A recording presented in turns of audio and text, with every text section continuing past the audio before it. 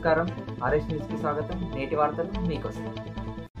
Ramagundam corporation 18 line కాలనీలోని శ్రీ విశ్వకర్మ శివాలయంలో 3 రోజుల నుంచి నిర్వహిస్తున్న ఆలయ పుష్కర ప్రయుక్త వార్షిక బ్రహ్మోత్సవాలు గురువారం మహాకుంభాభిషేకంతో ముగిశాయి.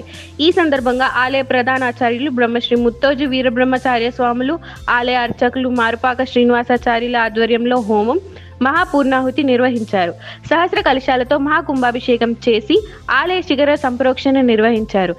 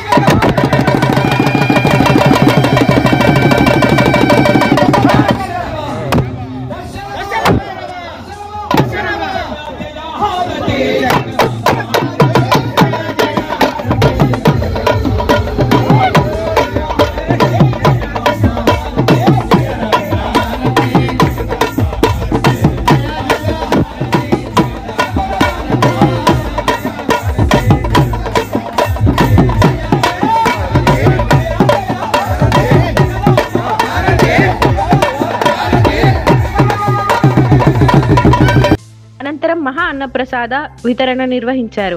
ఆలయ కమిటీ చైర్మన్ నాగుల మల్యాల రాజమౌళి ఆచార్యులు, కమిటీ సభ్యులు పాల్గొన్నారు.